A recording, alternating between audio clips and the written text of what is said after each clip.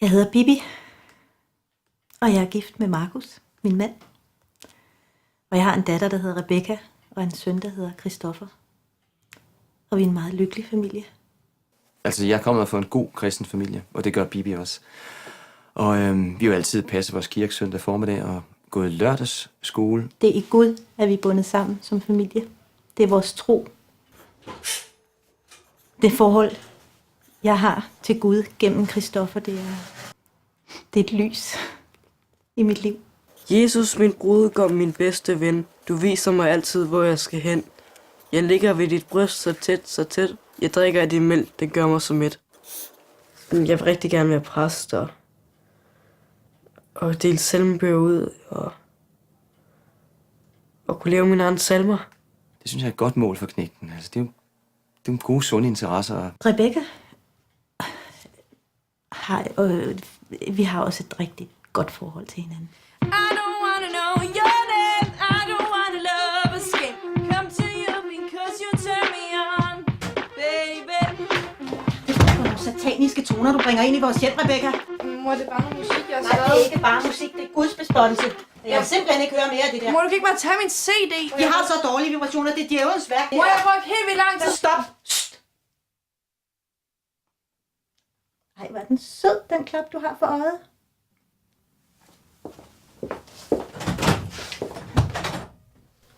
Jeg ved ikke, hvad jeg skal sige. Altså, Rebecca er jo straks noget andet. Der er brug for en lidt større indsats. Det kræver lidt en større indsats fra min side og fra Bibis side, for ligesom at holde hende til.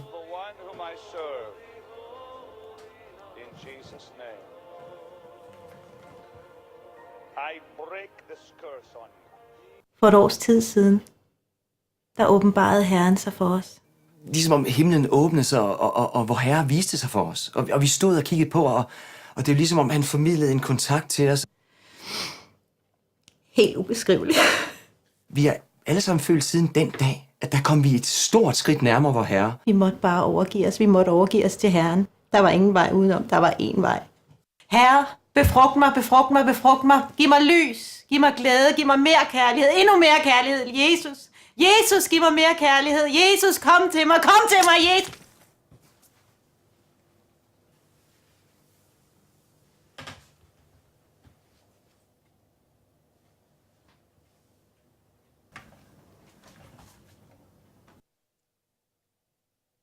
Nogle gange kommer Herren med små påmindelser. For at sige, du skal tilbage på den rette vej. Du skal tilbage på stien. Og Herren har mindet mig et par gange på det sidste. Og jeg har rettet ind. Jeg følger vejen. Det har været helt naturligt for mig, og det lå næsten i ordene, at efter den her oplevelse med vor Herre, der var det tid. Vi skulle både ud og formidle budskabet og frelse folk, men vi skulle så sandelig også gøre klar til, at syndfloden kom. Der er mange vantro, der danner samfund med os. Og vi ønsker at de skal se Herrens lys. Så jeg har gået og bygget en båd nede ved havnen. Vi vil så gerne sprede Guds ord. Vi vil så gerne have, at de får oplevet den Guds kraft, som vi har fået. Men folk er ikke parate. Folk kan ikke tage imod lyset. Altså, de er virkelig hardcore kristne. Jeg ved ikke, hvad man skal sige. Jeg vil nok mere kalde mig behovskristen. Altså, hvis jeg har brug for Gud, så er han der for mig.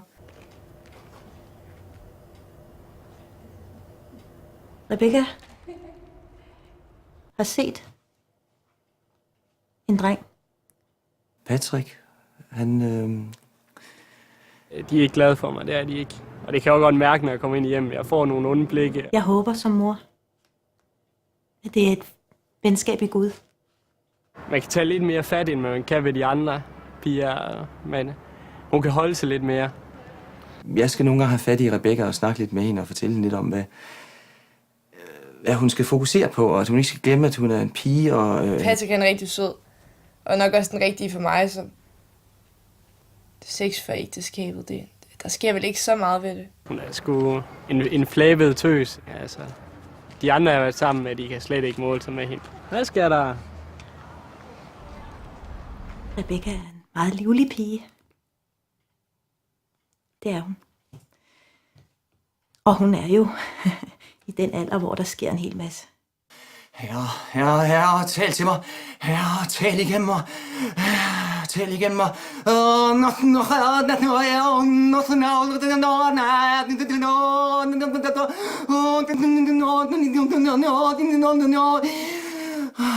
Ja.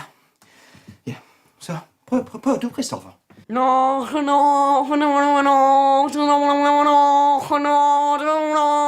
Det er fint, ja. Og Rebecca, vil du også prøve?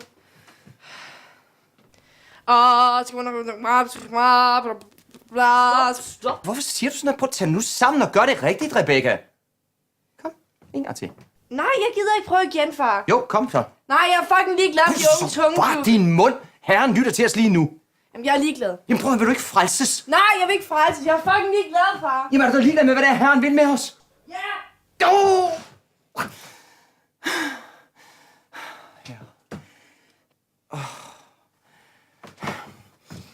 Du dæmon, vi er bort fra denne sjæl, dette læme, denne ånd.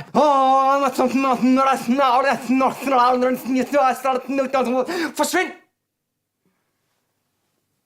Så kan du gå ud og hente Rebecca, så kan vi gå ind og komme i gang lige om lidt igen. Okay. Ja. Christoffer er jo meget stærk i troen. Og der er ingen tvivl. Det skal du endelig ikke være i tvivl om. Og derfor ser vi nogle gange, at Christoffer bliver ramt og bliver besat af en af de her dæmoner. Men der er vi klædt på. Og jeg har jo både lært via Herren, som har talt til mig, og som har lært mig, at med håndspålæggelse og tungetale, så kan vi få de dæmoner til at forsvinde som dug for solen. Jeg vil rigtig gerne ind i de unge tunger, fordi jeg føler, at så kommer jeg et skridt nærmere Gud. Ja, han ser op til sin far og vil jo rigtig gerne ind i de unge tungers klub, og det vil jeg gerne hjælpe ham med. Kom nu, Christoffer. Kom nu, Christoffer. Christoffer, det er landet. De gider ikke lade os ind. Christoffer, kom nu, lad os hjem. Christoffer! Hun med det. Ikke igen.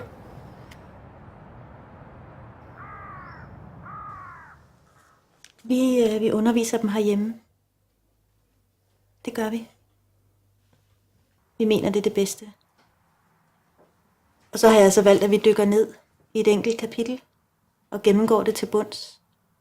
Og at børnene virkelig får mærket på deres egen krop, hvad Guds ord gør for mennesker. De 10 bud, Christoffer. Kom!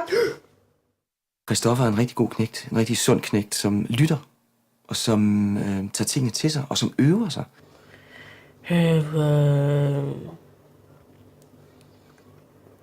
Og min båd, den er snart helt færdig, og jeg er sikker på, at vor Herre venter.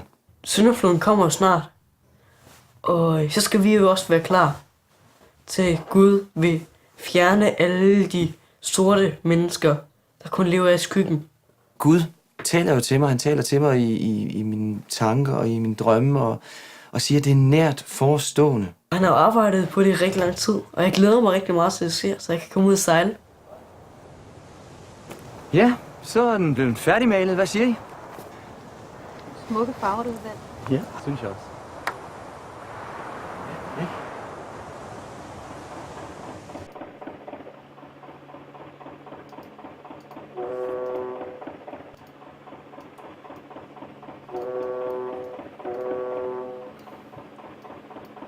Det var mange uger, måske måneder, før at syndfloden trækker sig tilbage, og vi igen kommer på land.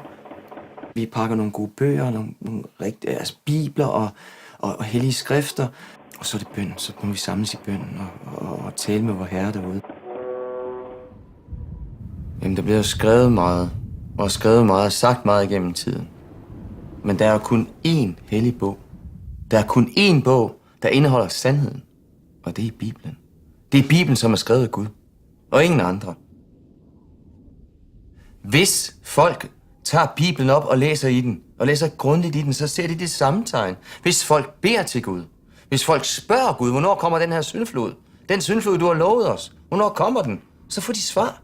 Det står i skrifterne. Lige fra første Mosebog. Det står direkte skrevet sort på hvidt. Og hvis du ikke kan læse det direkte, så står det mellem linjerne. Det står, vor Herre siger det jo hele tiden. Han siger, Markus, vær beredt, forbered din familie, byg din båd. Den kommer lige straks. Det eneste venter på, det er jo et tegn for ham. Et lille bitte tegn. Det er tegnet! Det er tegnet! Billy! Billy! Han kommer det! Christoffer! Rebecca! Tegnet! Jeg kommer tilbage på scenen!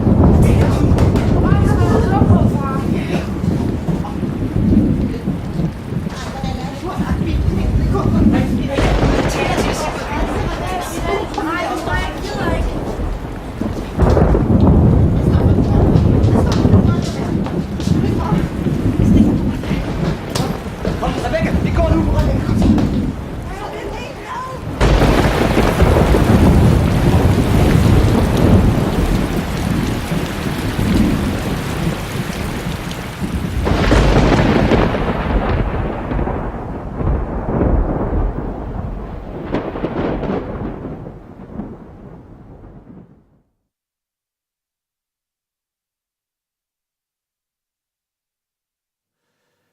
Ja, der skete jo så alligevel ikke rigtig noget.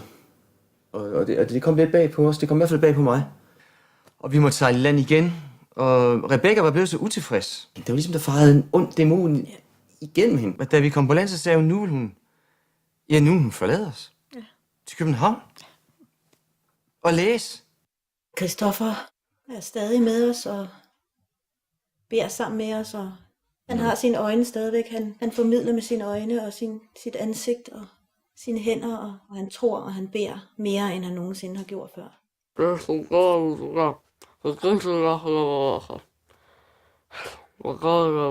Altså tungen, den faldt jo i havet. Ja. Vi kunne jo ikke finde den.